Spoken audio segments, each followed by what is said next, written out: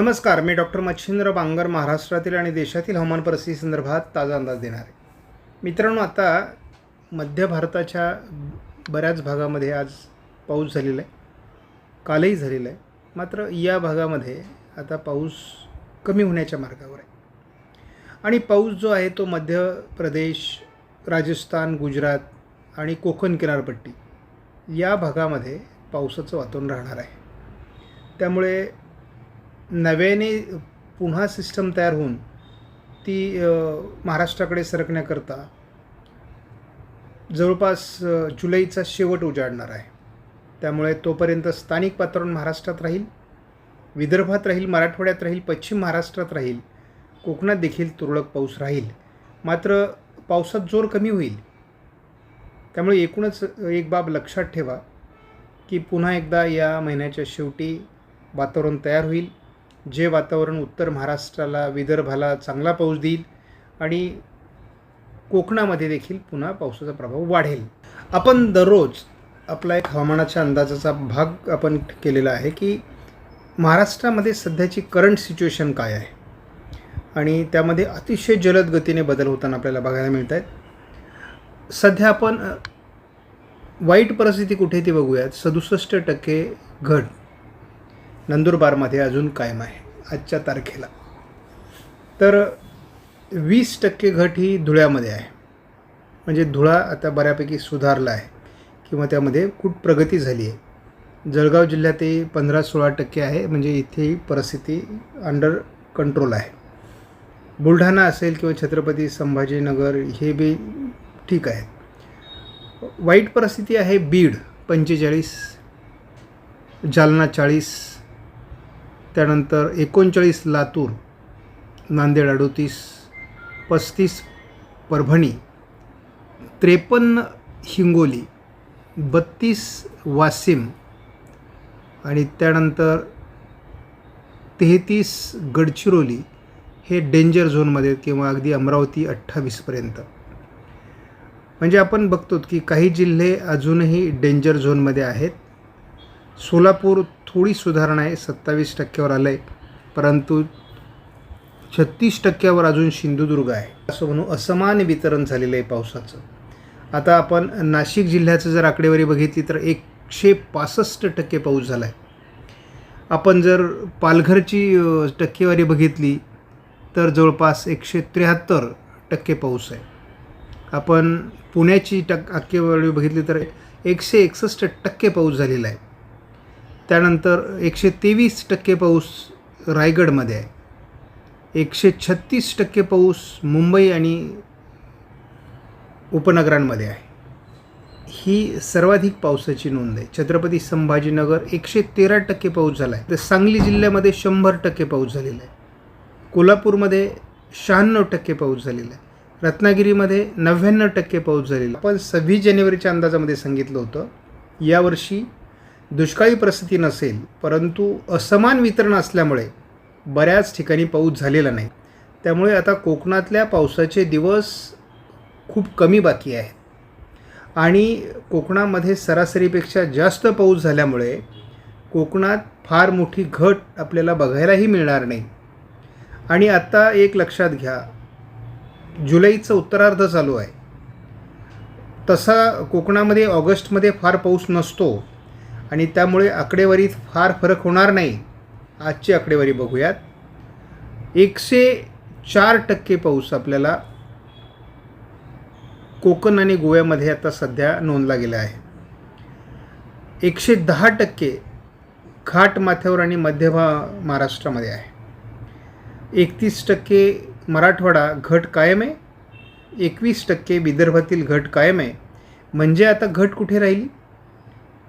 फक्त विदर्भ आणि मराठवाडा. पश्चिम महाराष्ट्रात धाराशिव एक असा जिल्हा आहे ज्या ठिकाणी आता पावसाचं प्रमाण हे अंडर कंट्रोल आलेलं आहे. दुसरी बाब एक लक्षात घ्या, एकूण जी सरासरी आहे ती आपण सांगितलं होतं 90मध्ये येईल. आज महाराष्ट्राची पावसाची सरासरी 96 आहे, 96% आहे आणि आपण 97%चा अंदाज दिलेला आहे. मला मध्यंतरी काही कमेंट्स आल्या होत्या, तुमचा 97% पाऊस कुठे आहे? कारण तेव्हा जूनची जी घट होती ती 40%ची होती आणि त्यानंतर जुलैने ती घट कव्हर करून 96%पर्यंत 2 महिन्याचा सरासरी पाऊस आणून ठेवला आहे. त्यामुळे जुलै महिन्याने रिकव्हरी मोठ्या प्रमाणात दिलेली आहे आणि जुलै पूर्व विदर्भ आणि कोकण असा पाऊस असतो.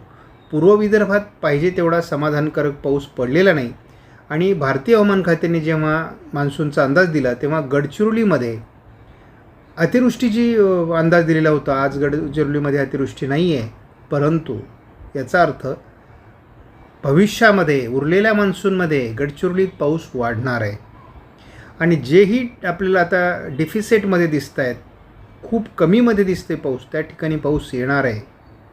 1-2 कमी दाब आल्यानंतर या जिल्ह्यांचे चित्र बदलून जाणार आहे. त्यामुळे शेतकऱ्यांनी घाबरून जाऊ नये. आपण या ठिकाणी भारतीय हवामानाचा जर अंदाज घेतला तर देशात काय परिस्थिती आहे, तर देशामध्ये सध्या 17% घट आहे. म्हणजे काल 19% घट होती, आज ती 17%वर आली. 2% सुधारणा झालेली आहे आणि याचाच अर्थ आता 83% पावसाची नोंद आहे, काल जी 81% होती. म्हणजे वातावरण बदललं, परंतु जसा पाऊस कमी होईल तशी ही घट कमी अधिक होणार आहे, कारण ही करंट सिच्युएशन आहे. आपण गेल्या 24 तासातील पाऊस जर बघितला तर मध्य प्रदेश, पूर्व राजस्थान, पूर्व गुजरात, संपूर्ण महाराष्ट्र, उत्तर कर्नाटक, छत्तीसगड, ओरिसा, झारखंड आणि पश्चिम बंगाल या राज्यांमध्ये महत्त्वाचं पावसाची नोंद झालेली आहे. म्हणजे सेंट्रल इंडियामध्ये आपल्याला या 24 तासात पाऊस होताना बघायला मिळाला. आपण या ठिकाणी जर प्रत्यक्ष पाऊस झाला का मग सेंट्रल इंडियामध्ये, ते पण जर तपासून बघितलं तर आपल्या लक्षात येईल की या सर्व भागामध्ये आपल्याला पाऊस झाल्याचं स्पष्ट दिसतंय. या काही भागामध्ये आपल्याला मोठ्या प्रमाणात पाऊस झाल्याचं स्पष्ट दिसतंय आणि विशेष म्हणजे महाराष्ट्रामध्ये अतिशय उत्तम पाऊस झाला. 100, 150, 200 मिलीमीटर पाऊस उत्तर कोकणामध्ये म्हणजे पालघर, पश्चिम नाशिकच्या भागामध्ये, ठाण्याच्या काही भागात आपल्याला या ठिकाणी 150-200 मिलीमीटर, काही ठिकाणी अगदी 250 मिलीमीटरपर्यंत पावसाच्या नोंदी झालेल्या आहेत. आपण जर जेफेच्या न्यूमेरिक मॉडेल प्रिडिक्शननुसार अंदाज बघितला तर या ठिकाणी असं आपल्याला दिसेल की जे कमी दाबाचं क्षेत्र आहे ते आता मध्य प्रदेश, राजस्थान, गुजरातकडे सरकू लागला आहे. त्याचा थोडा प्रभाव उद्या देखील आपल्याला 24 तारखेला उत्तर महाराष्ट्र आणि उत्तर कोकण, थोडं नाशिक जिल्ह्यामध्ये जाणवू शकतो, असा अंदाज या मॉडेलने दिलेला आहे. थोडं विदर्भाच्या उत्तरेकडून आणि मराठवाड्याच्या उत्तरेकडून देखील, म्हणजे छत्रपती संभाजीनगर आणि जालन्याच्या उत्तरेकडून देखील याचा थोडा परिणाम बुलढाणा, अकोला, अमरावतीमध्ये दिसू शकतो उत्तरेला, असा अंदाज आहे. ही चक्राकार स्थिती राजस्थान आणि गुजरातच्या दिशेने सरकत असल्यामुळे कोकण किनारपट्टीच्या उत्तर भागामध्ये आणि थोडं पुण्यापर्यंत किंवा घाटमाथ्यावर पावसाळी प्रभाव थोडा दिसतो आहे. परंतु थोडा दक्षिण पश्चिम महाराष्ट्र या ठिकाणी पावसाचं प्रमाण कमी होताना दिसतं आहे. 25 तारखेला, 26 तारखेला देखील महाराष्ट्राच्या म्हणजे विदर्भातून, मराठवाड्यातून, पश्चिम महाराष्ट्रातून पाऊस कमी होतो आहे. केवळ कोकण किनारपट्टीला पाऊस दाखवण्यात आला आहे 26 तारखेपर्यंत. ECMWF मॉडेलने अंदाजासंदर्भात काय म्हटलं आहे आपण तेही बघणार आहोत.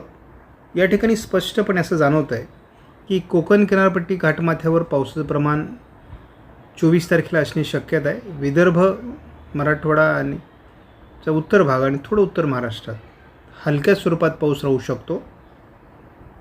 25 तारखेला ही विदर्भ, उत्तर महाराष्ट्रात किरकोळ उत्तरेकडून पावसाचं वातावरण राहील, परंतु पावसाचा जोर कमी होतो आहे. कोकण किनारपट्टीला देखील पावसाची शक्यता कायम आहे आणि इतरत्र म्हणजे पश्चिम महाराष्ट्र असेल, मराठवाडा असेल, मध्य महाराष्ट्र असेल, विदर्भही असेल, तर या ठिकाणी पाऊस उघडणार आहे. मराठवाड्याच्या उत्तरेकडून किंवा विदर्भामध्ये स्थानिक वातावरण आहे, त्यामुळे किरकोळ स्वरूपाचं वातावरण महाराष्ट्रामध्ये, पश्चिम महाराष्ट्रात देखील असू शकतं. आपण इथे मुद्दाम या मॉडेलचा 27 तारखेचा अंदाज बघणार आहोत आणि याचं मुख्य कारण आहे की संपूर्ण विदर्भ, उत्तर महाराष्ट्र आणि मराठवाड्याचा पूर्व भाग या ठिकाणी जोरदार पावसाचे संकेत 27 तारखेपासून आहेत. कोकणातही पाऊस असणार आहे. थोडा आपण बघतो की पर्जन्यछायेच्या प्रदेशात आणि पश्चिम महाराष्ट्रात पाऊस कमी होतो आहे. इथे जर आपण रिअल सिच्युएशन बघितली, ठिकाणी स्पष्टपणे दिसतंय की पावसाचं वातावरण हे मध्य प्रदेश, राजस्थान आणि गुजरातवर सरकलेलं आहे. थोडं नवीन कमी दाबाचं वातावरण हळूहळू बंगालच्या उपसागराच्या उत्तरेला तयार होऊ शकतं, परंतु मुख्य जे पावसाचं क्षेत्र आहे ते वरती सरकलेलं आहे. मात्र अजून या भागामध्ये पावसाची प्रक्रिया चालू राहू शकते आणि यामध्ये कुठला भाग येतो तर थोडा उत्तर महाराष्ट्राचा भाग आहे, नाशिक जिल्ह्याचा भाग आहे, पश्चिम अहिल्यानगर आहे, पुणे आहे, सातारा आहे, ठाणे, पालघर, मुंबई, रायगड आहे. या ठिकाणी पाऊस चालू राहू शकतो आज उद्या. आता आपण या मॉडेलमध्ये रिअल सिच्युएशन, आत्ता पाऊस कुठे आहे. संपूर्ण घाटमाथ्यावर अजूनही पावसाळी वातावरण आहे. नंदुरबार, धुळे, जळगाव, नाशिक, छत्रपती संभाजीनगरचा थोडा भाग, अहिल्यानगरचा पश्चिम भाग, अकोले, संगमनेर आणि पुणे जिल्ह्याचाही पश्चिमी भाग, साताऱ्याचा पश्चिम भाग, कोल्हापूरचा पश्चिमी भाग, ठाणे, पालघर, मुंबई, रायगड आणि रत्नागिरीमध्ये सुद्धा पावसाच्या सरी होत आहेत. मोठ्या प्रमाणात जे पाऊस वातावरण होतं ते कमी झाले कारण ते गुजरातवर सरकले आणि रात्री हा पाऊस हळूहळू कमी होत जाणार आहे. म्हणजे याच्यातली जी तीव्रता होती ती कमी होणार आहे. मात्र आपल्याला 25 तारखेला काय परिस्थिती आहे. 25 तारखेला स्थानिक वातावरणाची शक्यता आहे. आता आपण याच ECMWF मॉडेलमध्ये जेव्हा दुसऱ्या व्हर्जनमध्ये बघितलं तेव्हा आपल्याला स्थानिक वातावरणाचा प्रभाव फारसा दाखवला नव्हता, परंतु या ठिकाणी स्थानिक वातावरण अगदी सोलापूरपासून दाखवलं जात आहे. म्हणजे पाऊस लगेच उघडणार नाही. स्थानिक स्वरूपाचं वातावरण ज्याही ठिकाणी अनुकूल परिस्थिती निर्माण होईल त्या ठिकाणी पडत राहणार आहे. आता या ठिकाणी आपल्याला बीड, परभणीमध्ये, बुलढाण्यामध्ये, जळगावमध्ये, अहिल्यानगर पूर्वमध्ये पाऊस दाखवला जातो आहे 25 तारखेला. कोकणातही जोरदार सरींची शक्यता आहे. मग 26 तारखेला काय परिस्थिती असेल तर 26 तारखेला स्थानिक वातावरणाचा जोरदार प्रभाव दाखवण्यात आला आहे. म्हणजे सोलापूर जिल्ह्यामध्ये पाऊस एकदम पूर्ण उघडणार नाही, स्थानिक वातावरण आहे. त्यामुळे आपण बीड जिल्ह्यामध्ये बघतो, धाराशिव, लातूर, सोलापूरमध्ये 26 तारखेला देखील पावसाळी प्रभाव आहे. म्हणजे पाऊस उघडत नाही आहे लगेच, स्थानिक वातावरण पुढे राहणार आहे आणि तो कोकण, घाटमाथा आणि विदर्भामध्ये जोरदार असणार आहे. त्यामुळे आपण अगदी 27पर्यंत जरी गेलो तरी आपल्याला स्थानिक वातावरण बऱ्याच भागात बघायला मिळणार आहे. त्यामुळे शेतकऱ्यांनी आता घाबरून जाऊ नये. तुम्ही जी पेरलेली पिकं आहेत त्या पिकांना जीव देणारा पाऊस हा अधूनमधून होत राहणार आहे तुमच्या भागामध्ये. आता तुमचा प्रश्न जो आहे ना की आमचे बंधारे कधी भरतील, आमच्या मराठवाडा, पश्चिम महाराष्ट्र किंवा विदर्भातील काही किंवा उत्तर महाराष्ट्रातील काही भागाला अजून समाधानकारक पाऊस झालेला नाही, मग तो कधी होणार आहे. तर ते दिवस हळूहळू पुढे येणार आहेत. जसाही IOD पॉझिटिव्ह होईल तशा अतिशय चांगल्या पॉवरफुल विशाखापट्टणमच्या दरम्यान वादळी प्रणाल्या विकसित होतील आणि ज्या महाराष्ट्राचं समाधान करू शकतील असा आमचा अंदाज आहे. आणि या अंदाजाच्या बळावरच आपण 97% पावसाचा अंदाज यापूर्वी दिलेला आहे. परंतु माझा अंदाज आहे की चांगल्या प्रकारचा पाऊस आपल्याला ऑगस्टमध्ये असणार आहे आणि त्याचा अंदाज आपण उद्या सकाळच्या व्हिडिओमध्ये बघू.